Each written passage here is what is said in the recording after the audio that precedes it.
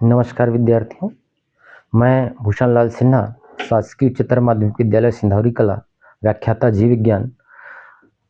परीक्षा के दृष्टिकोण से हम बोर्ड परीक्षाओं की तैयारी में देख रहे हैं कि कुछ क्वेश्चन हमें ऐसे नज़र आते हैं जो देखने से ही लगता है कि इस क्वेश्चन का आंसर हमें पहले से मालूम है, लेकिन जब हम आंसर बनाने जाते हैं तो वहीं पर कुछ गलतियां होती है।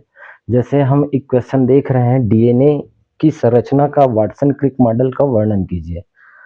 तो इस क्वेश्चन का आंसर हमें 4 नंबर के मुताबिक बनाना है। तो उसके लिए हम देख सकते हैं कि वाटसन और क्रिक जो मॉडल है, उसमें हम ऐसी कौन-कौन सी बातों का समावेश करें कि उसका पूरा अंक हमें प्राप्त हो सके। डीएनए की संरचना का वर्णन करने के लिए देखते हैं किस प्रकार के आंसर हम तैयार।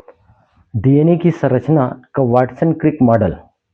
वाटसन और क्रिक के डीएनए मॉडल के अनुसार डीएनए की एक द्विकुंडलित संरचना होती है, जिसमें दो पूरक प्रति समानांतर पॉलीन्यूक्लियोटाइड श्रृंखला होती है, जो फास्फेट शर्करा रीढ़ और अंदर की ओर हाइड्रोजन बंध से जुड़े नाइट्रोजन क्षारक को एटीजीसी द्वारा एक सीढ़ी जैसी आकृति बनाती है। और यह संरचना आनुवंशिक जानकारी के भंडार और प्रतिकृति के लिए महत्वपूर्ण है। तो डीएनए का वाटसन और क्रिक मॉडल जो है, उसको अगर हम देखें तो इस मॉडल में डीएनए जो होता है वो द्विकुंडलित द्विरज्जुक संरचना होती है, जिसमें पॉलीन्यूक्लियोटाइड की दो श्रृंखलाएं एक दूसरे के पूरक 3 एंड टू 5 एंड और दूसरी तरफ देखें तो 5 एंड से 3 डेस एंड की ओर होती है, जिसमें से शर्करा फास्फेट जो है वो रीढ़ की तरह कार्य करता है और इसके मध्य में जो नाइट्रोजनस क्षारक है एटी और जीसी वो मध्य में स्थित होता है, हाइड्रोजन बंध के द्वारा जुड़ी हुई संरचना। इस संरचना का या इस मॉडल को अगर हम देखें तो इसकी जो मुख्य बातें हैं, मुख्य विशेषता अगर देख रहे हैं तो डीएनए की जो संरचना है वो दो पॉलीन्यूक्लियोटाइड रज्जुकों से बना होता है, जो एक दूसरे के चारों ओर सल्फिर रूप से लिपटे होते हैं। कह सकते हैं कि डीएनए की जो संरचना है उसमें एक रज्जुक और दूसरे रज्जुक, दोनों रज्जुकों जो है वो दक्षिणावर्त क्रम में जुड़े होते हैं। एक रज्जुक की जो संरचना है 3-2 5 सिरा और दूसरा जो रज्जुक है वो 5-2 3 एंड होते हैं। दोनों रज्जुकों में आपस में नाइट्रोजनस क्षारक के द्वारा जो हाइड्रोजन बंध के द्वारा वो जुड़े होते हैं। शर्करा फास्फेट जो है वो रीढ़ की तरह कार्य करता है, तो इसमें हम देख सकते हैं कि शर्करा जो है और फास्फेट जो इस रज्जुक का निर्माण करने में एक ढांचे की तरह कार्य करता है और इसका जो फास्फेट समूह जो है वो बारी से जुड़कर रीढ़ बनाता है। प्रत्येक रज्जुक की बाहर की ओर शर्करा और फास्फेट जो है वो बारी से जुड़ते हैं। रोकेंगे। वाटसन क्रिक मॉडल की विशेषताएं, 4 नंबर का क्वेश्चन है तो कम से कम हमें 4 विशेषताएं यहाँ पर लिखनी होगी। विशेषताओं की बात करें तो डीएनए के वाटसन और क्रिक मॉडल को अगर देखते हैं तो सबसे पहले हमें यहाँ पर दिखाई दे रहा है द्विक रज्जुक कहने का मतलब ये है कि डीएनए जो है वो 2 पॉलीन्यूक्लियोटाइड चेन से बना होता है, जिसमें हम देख सकते हैं एक पॉलीन्यूक्लियोटाइड चेन यहाँ पर और एक पॉलीन्यूक्लियोटाइड चेन यहाँ पर, है ना। दोनों रज्जुक को अगर देखें तो दोनों रज्जुक में शर्करा फास्फेट जो है ना, शर्करा फास्फेट जो है वो किस रूप में, रीढ़ के रूप में कार्य कर रहा है। और यहाँ पर शर्करा फास्फेट जो है आपस में मिलकर ढेर सारे न्यूक्लियोटाइड क्रम से व्यवस्थित होते हैं। द्विरज्जुक की जो संरचना है इस चित्र में अगर देखें तो दोनों रज्जुक जो है एक दूसरे से सर्पिलाकार, है ना, अवस्था में लिपटे हुए नजर आते हैं। तीसरी अगर विशेषता की बात करें तो नाइट्रोजन क्षारक जो है, यहाँ पर नाइट्रोजन क्षारकों की अगर हम बात करते हैं तो दोनों रज्जुकों के मध्य में जो नाइट्रोजन क्षारक है ना, उसमें से प्यूरिन और पैरामिडिन जो है वो आपस में हाइड्रोजन बंध के द्वारा जुड़े होते हैं। एडेनिन जो है वो हमेशा थायमिन के साथ और ग्वानोसिन हमेशा जो है वो साइटोसिन के साथ। एडेनिन और ग्वानिन जो है उनके बीच में अगर हम युग्मन की बात करें तो इसकी चौथी विशेषता होगी, और यहाँ पर प्यूरिन और पैरामिडिन के बीच एडेनिन ग्वानिन के मध्य 2 हाइड्रोजन बंध पाए जाते हैं, और उसी प्रकार ग्वानिन और साइटोसिन के मध्य 3 हाइड्रोजन बंध का समावेशन होता है। तो इस प्रकार ये क्षार युग्मन जो है वो विशेष रूप से पाए जाते हैं, और दोनों रज्जुक जो है वो एक दूसरे के प्रति समानांतर दिखाई देते हैं या प्रति समानांतर होते हैं। देख सकते हैं कि एक रज्जुक का एक एंड 3 एंड सिरा होगा, और ठीक उसके सामने वाला जो रज्जुक है उसमें जो है वो 5 एंड सिरा पाया जाता है। तो इस प्रकार दोनों रज्जुक जो है एक दूसरे के प्रति समानांतर व्यवस्थित होते हैं। तो ये मुख्य रूप से 4 विशेषताएं यहाँ पर हम देख सकते हैं। और इसके साथ साथ और देखें तो यहाँ पर डीएनए के वाटसन और क्रिक मॉडल को जब देखते हैं तो डीएनए वाटसन क्रिक मॉडल में जो पिच की लंबाई होती है, यानी एक कुंडलन के बीच की जो दूरी है वो 34 एंगस्ट्रॉम के बराबर होती है। जहां पर एक और हम विशेषता अगर लिखना चाहें तो लिख सकते हैं, यहाँ पर एक पिच में लगभग 10 नाइट्रोजनस क्षारक का युग्मन होता है। ये कह सकते हैं कि एक पिच में 10 नाइट्रोजन क्षारक युग्म जो है वो पाए जाते हैं, और प्रति नाइट्रोजन क्षारक युग्म के बीच की जो दूरी है वो 3.4 एंगस्ट्रॉम के बराबर होती है।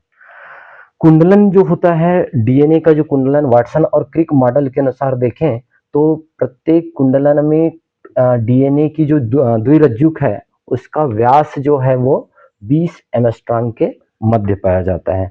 तो इस प्रकार हम वाटसन और क्रिक मॉडल की संरचना में उनकी कुछ विशेषताओं का वर्णन कर सकते हैं। क्योंकि 4 नंबर का क्वेश्चन है तो कम से कम 4 विशेषताओं का हमें वर्णन करना होगा। ठीक, 4 अंक के एक और इम्पोर्टेंट क्वेश्चन यहाँ देखते हैं। डीएनए के अनुलेखन इकाई का सचित्र वर्णन कीजिए। डीएनए का अनुलेखन इकाई अर्थात यहाँ पर हमको पूछा गया है कि डीएनए जो है वो जब अनुलेखन करता है तो एक डीएनए में ऐसे कौन कौन से पार्ट्स होते हैं, है ना, जिसके बारे में हमें वर्णन करने के लिए कहा गया है। तो आइए देखते हैं कि अगर ऐसे क्वेश्चन आते हैं तो उसका हम किस प्रकार से हल कर सकते हैं।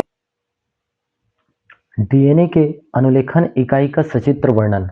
तो सबसे पहले हम एक डीएनए के अनुलेखन इकाई को समझते हैं कि डीएनए का अनुलेखन इकाई क्या होता है।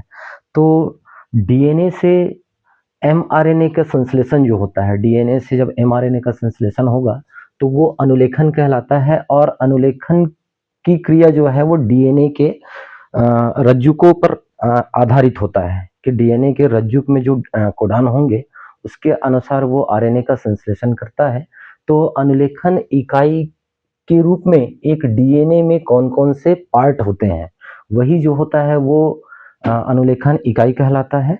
तो एक डीएनए में हम देखते हैं कि डीएनए जो है वो सामान्यतः द्विरज्जुक होता है, और उस द्विरज्जुक डीएनए में एक पार्ट जहां से आरएनए बनने की प्रक्रिया जो है वो प्रारंभ होती है, वो जो स्थान है उस स्थान को कहा जाता है उन्नायक या प्रमोटर।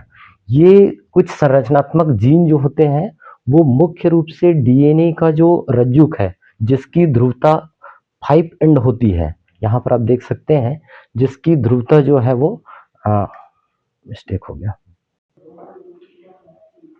अनुलेखन इकाई जो है उसमें हम देख रहे हैं कि एक अनुलेखन इकाई में उन्नायक, समापक और साथ ही साथ किनारे पर स्थित जो संरचनात्मक जीन है वो डीएनए के अनुलेखन इकाई के रूप में कार्य करते हैं।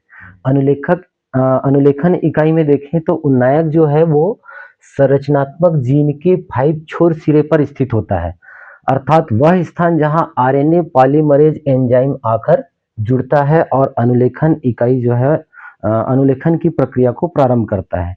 तो यहाँ पर संरचनात्मक जीन का 5 छोर जो है वो कोडिंग रज्जु के संदर्भ में है कि यहाँ पर देख सकते हैं कि ये जो 5 डेज एंड है, इसी एंड के किनारे पर ये जो प्रमोटर है, उन्नायक जो है वो आकर संरचनात्मक जीन जो है वो आकर क्या होगा, ये ऐड होगा, जुड़ेगा।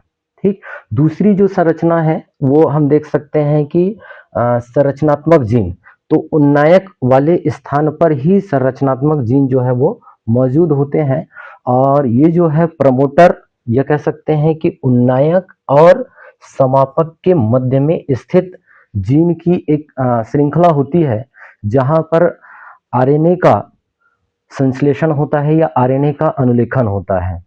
और संरचनात्मक जीन जो है उसमें अगर हम देखें तो संरचनात्मक जीन के अंतर्गत इसमें 2 रज्जुक जो होते हैं संरचनात्मक जीन के, तो डीएनए का जो ध्रुवत्व 5 एंड 2 सॉरी 3 एंड 2 5 एंड होता है, वो टेम्पलेट रज्जु की तरह कार्य करता है, और यही वो रज्जुक होता है जो आरएनए निर्माण में सांचे की तरह कार्य करता है। अर्थात इसमें स्थित जो जेनेटिक कोडान होते हैं उसी के अनुरूप आरएनए का संश्लेषण होता है, उसी के अनुरूप।